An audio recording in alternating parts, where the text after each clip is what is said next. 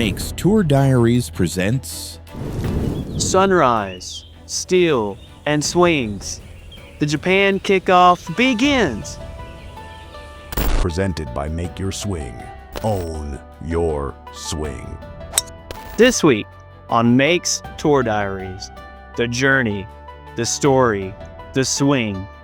This week, we tee off in Nikko, Japan at the Sunrise Invitational hosted by Early1981's World of Golf Society Season 2. Welcome, golf patrons.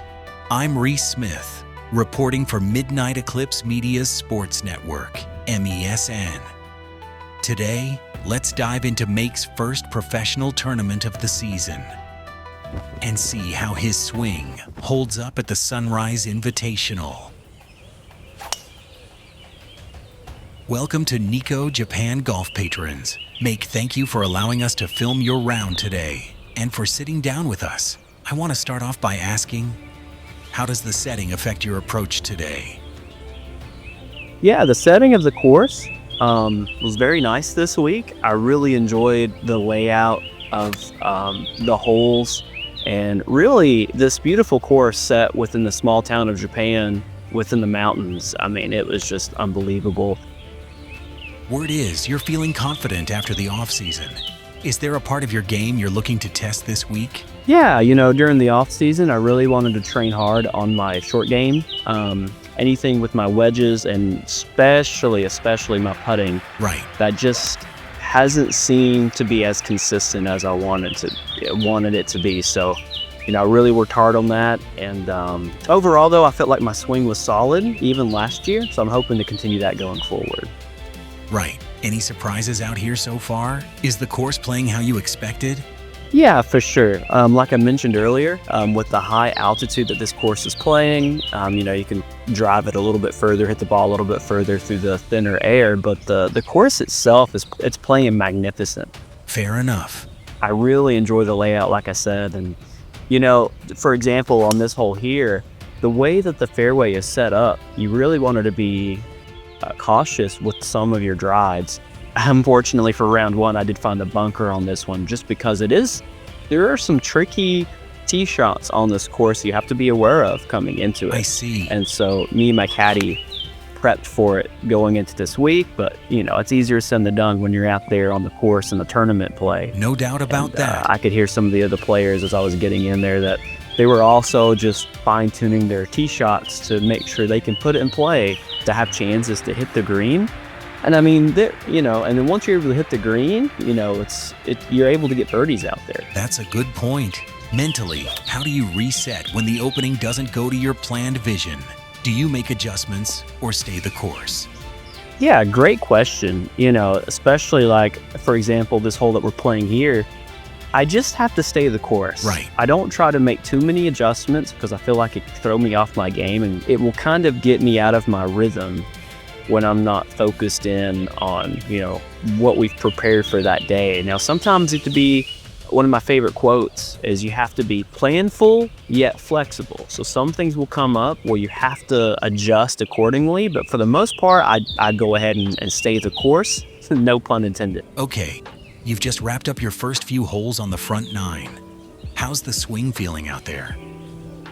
Yeah, I'm very consistent, very smooth. I really enjoy, I'm really enjoying my golf swing at the moment. I think that's one of the best things about what I've been able to do during the off season is redefine who I am as Make Yourself and really build my swing, and incorporate Make Your Swing. I really wanted to swing it my way. Right. Yeah, makes sense. I really went into the off season fine-tuning, what are my club positions from P1 to P6, and am I able to make those adjustments, and it all starts with the basics and the fundamentals of your golf swing. It starts with the setup, your stance, how far away from from the ball, what's your spine angle, what's your posture. Posture is a big deal. Posture and grip is the two biggest things in golf, and that's what I try to focus on each and every day. I try to be as consistent with that as possible. And then for me personally, I'm a very technical swinger. So when I move the club back in those positions, I think of like Colin Morikawa. I try to visualize my swing just like his. It's just how I love to do it. And once I'm loaded in those positions, I can just fire at the ball. You had a great look at birdie back there. How important are momentum swings at this point in the round? These momentum shifts are huge, especially early in the round, trying to get your confidence up, trying to feel like, okay, I can get out here on this course and score. I know I can score. Fairways, greens, you hear it all the time, but in my philosophy, when I play golf, that's truly what I'm aiming to do. I'm aiming to hit the fairway every time. Okay. And I'm aiming to hit the green every time. And it may not be always, close to the pin, but if I'm on the green, I'm going to give myself a chance, for some putts. Regardless if my putting is very good or not, it's just going to statistically give myself a better chance. Other players are different. Other players, they like to play at, well, not necessarily like, but they can play out of the rough and hazards a lot more better than I can. I'm well-rounded at getting out of those situations, but I just prefer to fairways, greens. That's kind of the mentality. What is your typical par 5 strategy? Are you more of an aggressive player, or do you prefer to lay back for other options? Yeah, perfect question, especially leaning in from what I was talking about. So me personally, when I see a par 5, you hear PGA Tour players talk about green lights, red lights, and yellow lights on should we go for par 5s or not. And right. In this case, I felt like the need was there just to go for it because I was in the fairway. I had a great lie. Worst case scenario, I end up in a bunker like I did. And then, I can pitch out of the bunker, leave myself a putt for a birdie. And that tracks. Or in other cases, that may not happen, but at least I'm giving myself a good chance. But that doesn't always work. And sometimes you have to lay up according to, the shot of the shape of the course and the fairways and the hole itself. You're entering the heart of the course now. Are you starting to see a rhythm emerge? Yeah, for sure. Like I said, I think my swing is pretty solid. I always feel confident when I'm over the ball that I'm going to strike it well.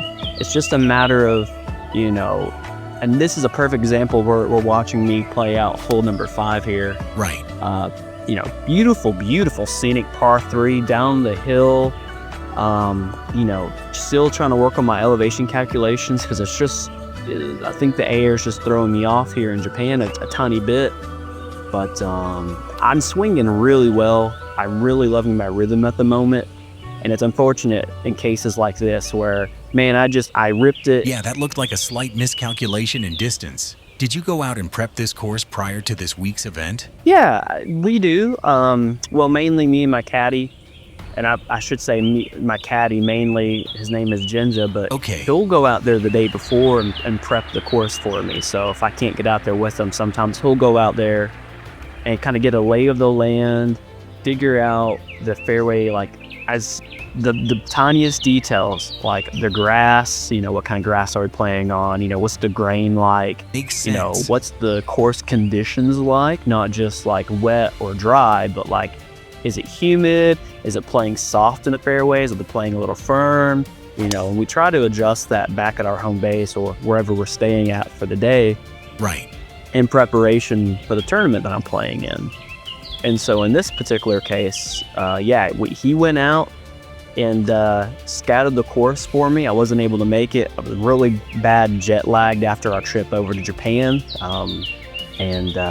Listen, he did an awesome job getting me prepared for this course. And shout out to Jinja Ninja for being there for me always on the bag and helping me out, when we need it most or when I need it most.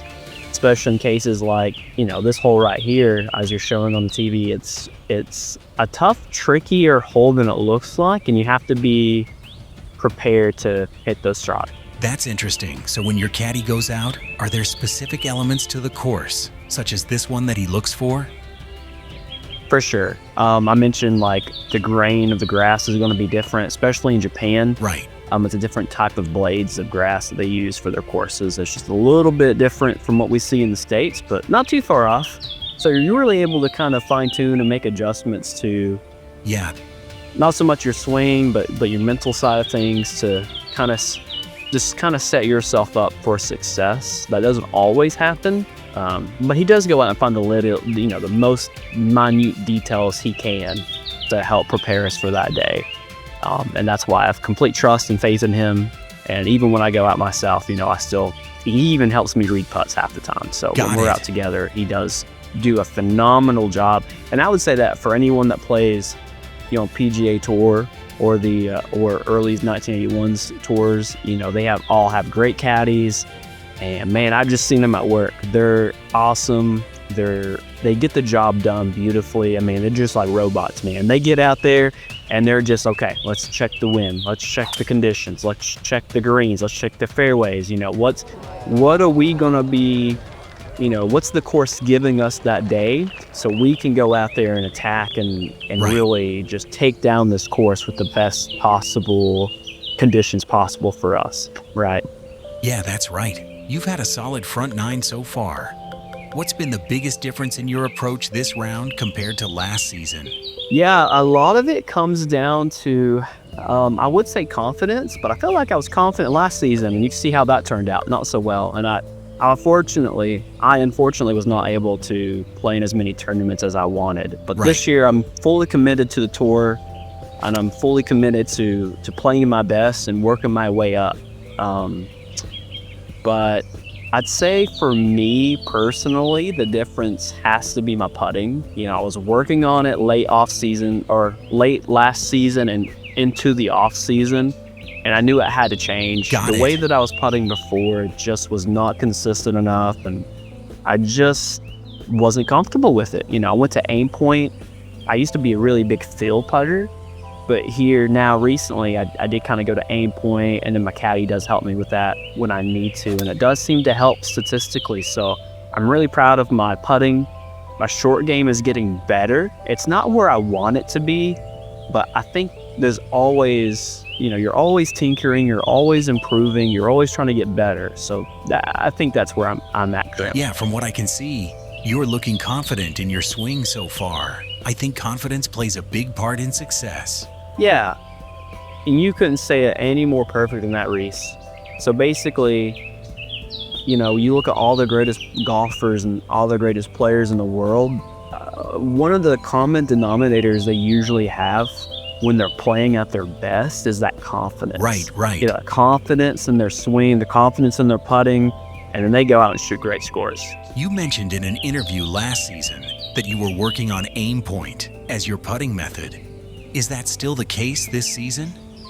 Yeah, 100% it's still the case. It's not a full aim point system like you normally see a lot of the pro PGA Tour guys do on the course. It's like a hybrid. I do start with aim point by filling it with my feet. I try not to be as slow as you see some of the other players be, but man, this was such a beautiful and scenic golf course. I loved it. I think it helped mentally. And you were right. This course is so scenic. A lot of the tee boxes have great field of view.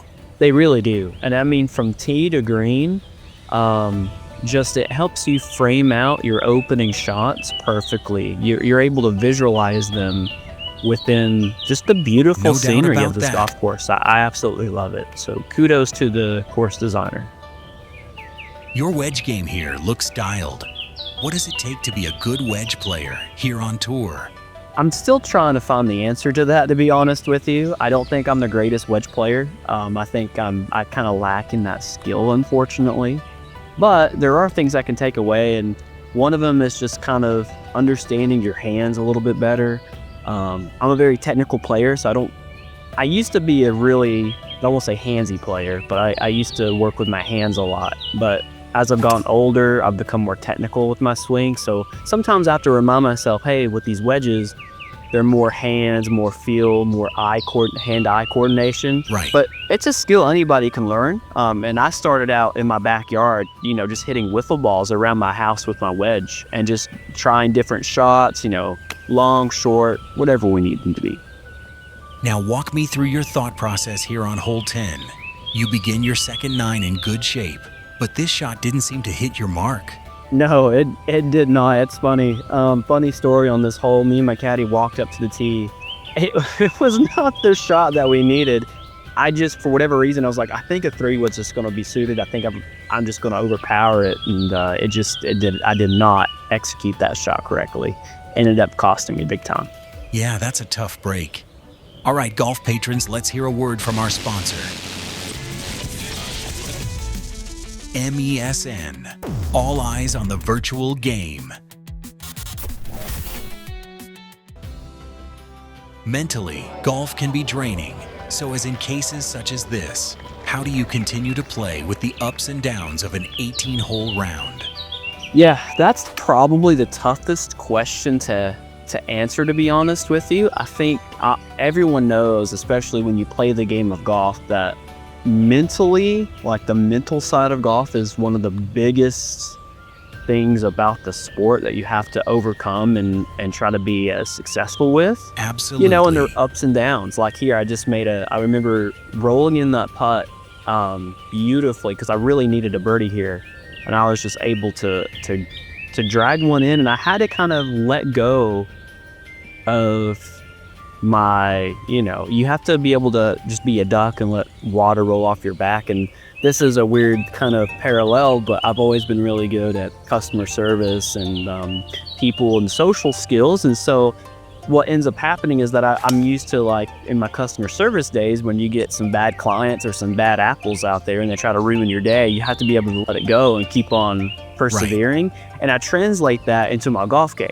So whenever I'm out on the course playing in tournaments or playing in bad weather or whatever the conditions kind of throw at me, I'm able to just kind of let it roll off my back. And I think that's just a natural skill I have and had growing up. Makes sense. That, some people may need to work on that a little bit more, and others may just naturally have it. And this is a perfect example. We're on hole 13 right now. I'm 3 under par, and it's about where I wanted to be for the first round. I really just kind of wanted to ease into it, try to grab some easy birdies when I can, and try not to force myself into any bad positions. But I've already done that. But I had to let go of those bad holes. Fair enough. And say, okay, we have more holes coming up. We have 14 through 18 to capitalize on these next holes because they provide opportunities to get more birdies or eagles or even pars. I would take those. And I feel like I've been able to really always do that growing up, and even now playing professionally on the Early1981's World of Golf Tour. I'm able to kind of put those bad holes behind me and persevere forward. Now, last year, different scenario, but even here, I can see a sense of urgency in your play now. Was that the plan, or a response to the leaderboard pressure? I try not to check the leaderboard too much when I'm out there on the course. I mean, you'll from time to time hear the crowd kind of snook up when there's a really good, they'll speak up if there's a really good shot going on, and you kind of peek. And yeah, I mean, for me on round 1, I try not to pay too much attention to the leaderboard. I think you can tell I was a little bit urgent on some of these swings here, but knowing that I'm trying to maintain that level head and trying to stay the course is something I'm still attempting to do, and right. I think that does help. Even if I do get a little bit urgent in my swing and trying to keep up pace with the rest of the field, right? That's at least my goal going into it. You've got a tough stretch coming up. How do you stay mentally sharp as the round wears on? Yeah, this is where you have to have a really good caddy with you a lot of times. Because you could beat yourself up there all day long, and I'm a very positive person in general, and I like to joke around a lot, and so I just try to keep myself kind of upbeat as we go along, and try not to beat myself up on the course, because the course is going to do that to you no matter what. Even when you're having the best day out there, it can just rear up and bite you if you're not careful. But that's where my caddy comes in. He helps me kind of mentally with everything and keeping my head on my shoulders. That approach on 15 was pure guts. What was going through your head here? Well, going back to what you mentioned about some urgency, that's kind of when we switch gears sometimes, when we have par 5s coming up and we have to kind of flip a switch. and we kind of have to go, okay, we have a par 5, we probably do need to get a birdie as best we can. Is it practical for us to lay up and try to hit a longer wedge or iron shot in, or do we just try to go for it and have like a chip shot in? And this is a perfect example where I said, nah, green light. Let's go ahead and try to get it as far down to the green as possible. And if it ends into the bunker, I have a good chance of getting out of the bunker somewhat close to the hole. The greens are fantastic. They don't slope away from you too much. And so I was able to capitalize on a really good bunker play, get my birdie, and feeling pretty good after that. You're right about that. And most professionals I've seen and spoke with seem to know the right moments to flip that switch, Yeah, exactly. You think of McIlroy and Scotty Scheffler. Scotty's the prime example of being just consistent and just head on the shoulders, even though he does get heated out, of course, because he's a very competitive person. But right, his decision making with the golf ball is best to none, because not only does he flip or switch, because he gets that swing and he knows he can hit those shots, but he just understands the shots that he can take and that what he's able to do. And a McIlroy, of course, like when he flips a switch, he's unreal, best in the world. I mean, we've seen him in the Masters when he won the Grand Slam. It was unbelievable. Between the Japanese cliffs and the tight fairways, how does this course rank in terms of vibe and difficulty? Yeah, that's a great question. I really enjoyed this course. I see. I think this was probably a really fun course to play and an awesome opener to the season, because it's forgiving on the greens, but you have to be able to place your tee shots off the tee box and put them in the fairway, and then you can score. If you're not in the fairway though and you're struggling off the tee, you might have some struggles on this one.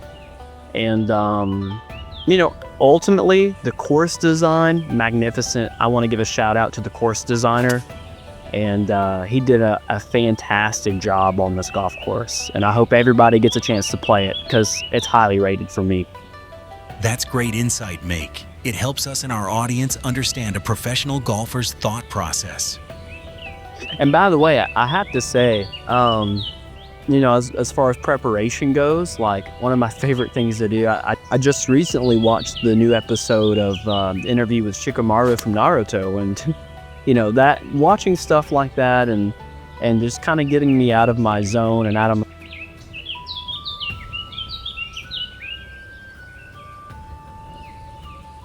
It's funny you mentioned that.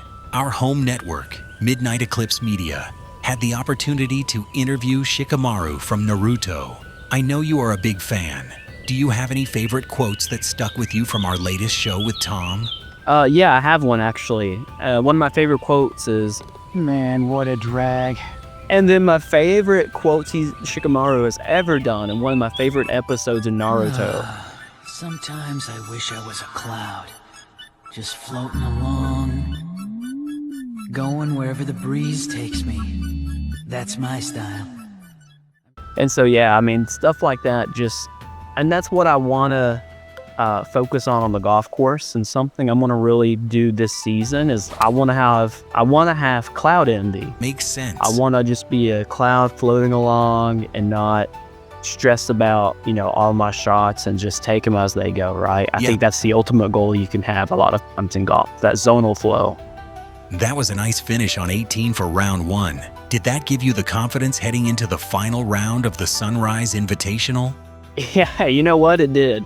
It gave me a ton of confidence that I probably just slipped up and it caused me not to perform well. Speaking of which, round 2 had its own challenges. What was the story of day 2 in your eyes? Yeah, so round 2, I'm glad you didn't catch this on camera, but, it was a 5 over for me on the course, same course that we just played, and I just wasn't in the fairway off the tee, and I made mental mistake. Make, we really appreciate your time with us today. I have one last question. Looking back, what did this course teach you over the last 2 days?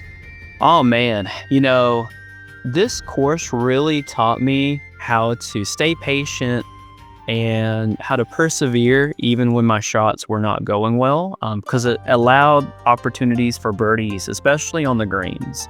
So, I'm very happy with my performance despite an awful 5-over final round here in the Sunrise Invitational. Otherwise, I would be competing for that top spot on the leaderboard. But you know what? It's given me confidence, and I feel like I'm going to go out next week and actually compete for that title and keep moving up the leaderboard.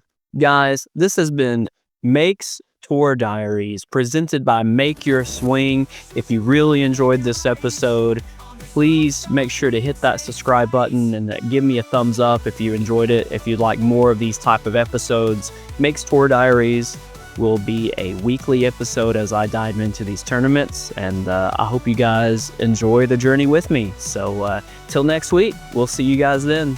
Everyone have a good night, or a good afternoon, or a good morning, or wherever you're at. Peace out, golf sickos.